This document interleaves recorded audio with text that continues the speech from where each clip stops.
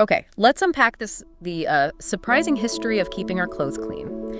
You might think dry cleaning is, relatively modern. Right, but it goes way back. Way back, we're talking ancient Rome, apparently using things like lye, ammonia, even clay. Yeah, pretty resourceful stuff. It really highlights that enduring desire for clean clothes. Exactly, and it sets the stage nicely for what we're diving into today.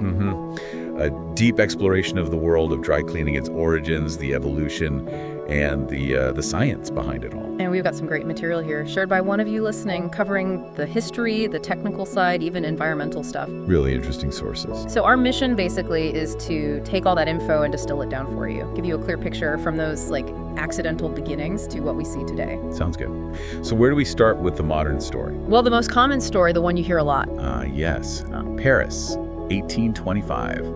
Jean-Baptiste Joly. That's the one. Apparently, a servant accidentally spills a lamp, probably filled with something like camphene, turpentine-ish. Right, all over a tablecloth. Not great. Not great at all. But then, the magic happened. Exactly. When it dried, the stain was just gone, vanished. What a happy accident. So Joly, he didn't just clean up the mess and move on. No, not at all. Yeah. See, he owned a textile dye works, so his mind immediately went to the potential here. Okay. So he saw this liquid, this volatile organic liquid. Had this unique cleaning power.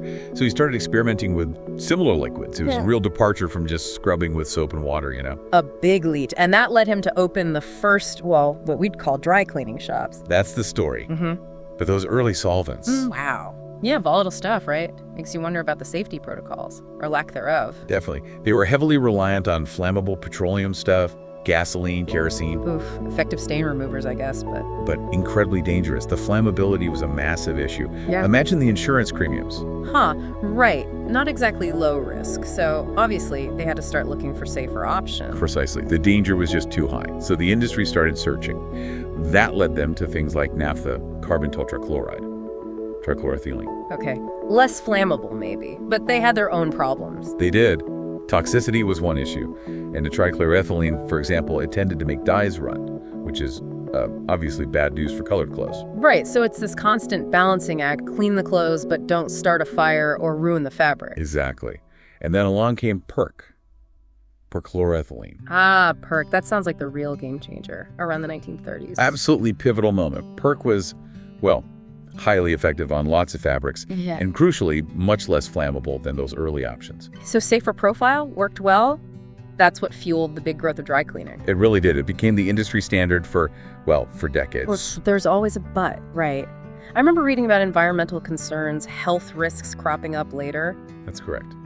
Over time, concerns did emerge. Potential environmental impact if it wasn't handled right, potential health risks from exposure for workers, the environment. So the industry had to respond, couldn't just ignore it. No. And they did adapt. They brought in some important advancements. Like what? Well, one big one was closed-loop systems in the machines, designed to capture and recycle the PERC, you see. Okay, so less escaping into the atmosphere. Drastically less. And better filtration systems, too, to use the solvent more efficiently, cut down on waste.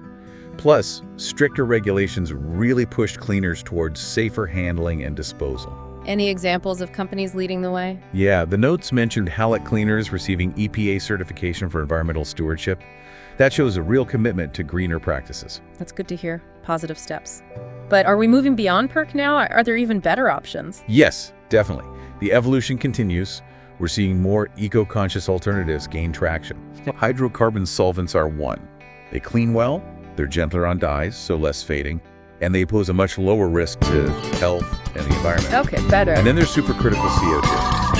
Have you really ever taken your fascinating. clothes to the Supercritical dry CO2, cleaners like and wondered carbon what dioxide? happens next? Exactly. The same What stuff is in fizzy dry drinks. about But dry under cleaning? specific pressure and No matter temperature, where you it go, becomes dry supercritical, acts cleaners like use the a fantastic same 5 solvent. basic Wow, steps. how well does it work? They tag Excellent the cleaning, clothes, apparently. pre-treat Yeah. the Plus, it's clothes, odorless, clean them, non-toxic, quality check non-flammable, them, and and then leaves iron zero them. harmful residue. The amazing cutting-edge thing stuff. about dry So the cleaning future is that might clothes involve actually cleaning do get clothes wet, with They're just air, not soaked in basically. water. Kind of. Something we Instead, exhale. they're put into cleaning our huge shirts. machines Pretty cool. filled with That is liquid cool. silicone. Okay, so we've got Jolly in The Europe. machine but holds one of the about sources you 50 sent pounds highlighted of dry a really clothes. important The earlier washer story and from dryer America. are in the same yes. machine so that the Thomas cleaners can Jennings. recover A most truly of the remarkable solvents story, used during and one cleaning. that definitely deserves more The attention. clothes Tell us tumble about in a him. This was the basket 1820s, inside the right? washer. Before Jolly. That's The right. solvent flows Jennings was a into free the basket African and American chamber working as a constantly, clothier and immersing tailor the in New York clothes City. and gently And he dropping saw his and customers pounding them struggle. against the baffles Struggling in with the cylinder. what? With The dirty cleaning their solvent is delicate clothes. continuously They couldn't filtered. clean them We properly have without filters in the damage, machine so often they that just had continue to filter discard out perfectly good particles garments or when they got even soiled. loose dyes. And as the person But who we're made also them. Exactly. distilling the He didn't want to see solvent his after every creations load for ruined. further clarity. He was motivated to find After a better spin way. cycle, So what did warm he air develop? tumbles the clothes Through dry. experiments, he came up Then with a everything is process he pressed to called dry perfection. scouring, which Specialized was forms essentially like this the one for precursor shirts to make it modern easy to dry get rid of cleaning. all the Okay, wrinkles dry and to get scouring. perfect And here's the creases. really groundbreaking part. So that's how In dry cleaning 1821, works. Thomas I'm Jennings Marshall got a Brain, U.S. and patent for that's it. how stuff Patent number works. 33066. Wait, 1821. 1821, making him the first African American to receive a U.S. patent. That is incredible. The first African-American patent holder. That's huge history. What did he do with this invention, this business? This is just as amazing. He used the profits from his dry scouring business. Well, first, he bought his family out of slavery. Wow. And beyond that, he became a really significant figure in the abolitionist movement. He poured money and effort into fighting to end slavery. Using his success for such a vital cause.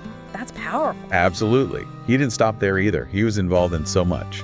A delegate at the first convention of free people of color, helped set up charities, legal aid groups, Real active. co-founded Freedom's Journal, the first black-owned newspaper in the U.S., helped establish Harlem's Abyssinian Baptist Church. I mean, his impact was immense. And recognized eventually. Finally, yes. Inducted into the National Inventors Hall of Fame in 2015, his story just shows that incredible link between innovation and social progress. What an amazing, inspiring story. Really puts a different lens on dry cleaning history.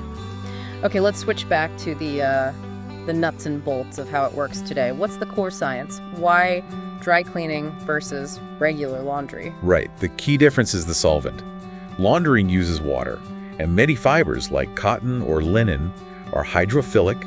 They love water. Meaning they absorb it. They absorb it and swell up. That swelling is what can lead to wrinkles and shrinkage. Oh, okay. Dry cleaning uses non-aqueous solvents, no water. These solvents don't make the fibers swell up. So they clean without messing up the structure. Exactly. They can dissolve oily stains, usually at lower temperatures than water washing, and with much less risk of shrinkage or wrinkles. It's all about that molecular interaction. No swelling fibers. Got it. So walk us through the process. What happens when you drop off, say, a suit? Okay, generally 3 main stages. First, washing. The clothes go into a specialized machine, get immersed in the solvent, along with detergent and, surprisingly, a tiny bit of water. Wait, water in dry cleaning? Just a little. It actually helps the detergent work better in solvent, helps loosen certain types of dirt. This wash cycle might be, say, 5 to 15 minutes, pretty mild temperature, maybe 75, 80 Fahrenheit. Okay, so a little water boost.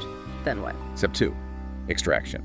The dirty solvent drains out, and the machine drum spins really fast, 350, 450 RPM. Like a spin cycle. Exactly like a spin cycle. Uses centrifugal force to whip out most of the remaining solvent from the clothes. Getting the solvent out and then drying, I assume. Yep, the drying stage.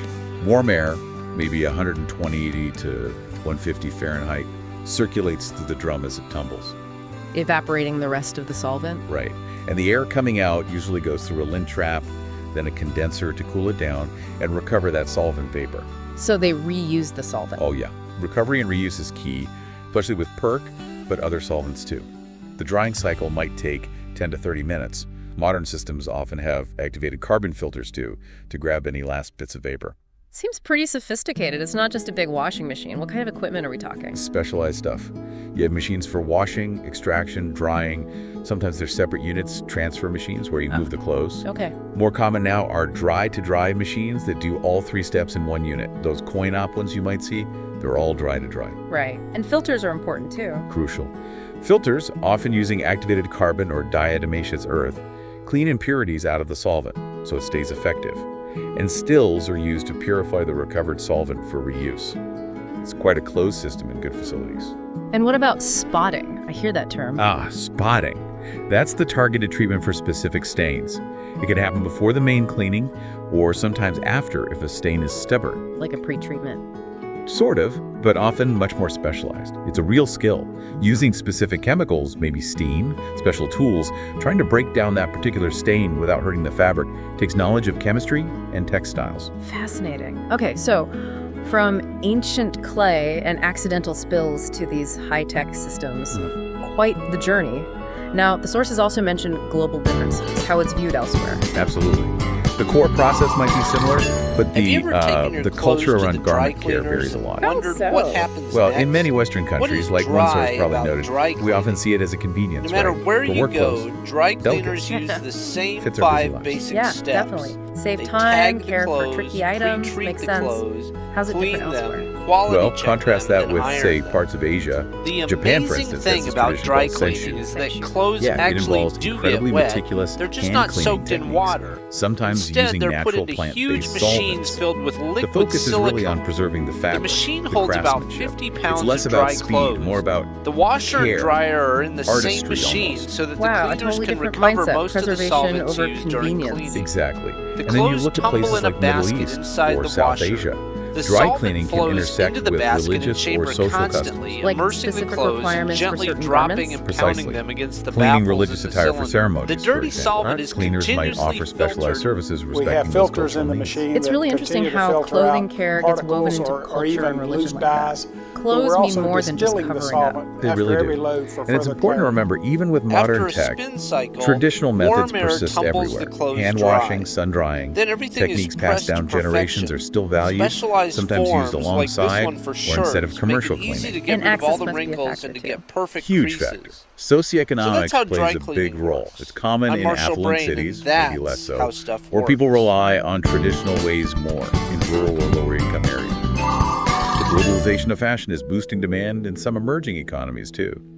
Amazing how diverse something seemingly simple can be. It truly is. And, looking ahead, we'll likely see even more changes, especially driven by environmental concerns. Right. Okay, let's try and wrap this up. Quick recap. We've covered a lot of ground. We have, from ancient Rome's lye and clay, To Jolly's accidental discovery, the dangerous early solvents, the rise of PERC, and now the move towards greener options like hydrocarbons and that fascinating supercritical CO2. and critically, we highlighted Thomas Jennings, the first African-American patent holder, his dry scouring invention, and his incredible abolitionist work. A vital piece of the story. Plus, we got into the science, why dry cleaning works, the steps involved, the machines. And broadened out to see how culture, religion, economics shape garment care globally, from Western convenience to Japanese sensu.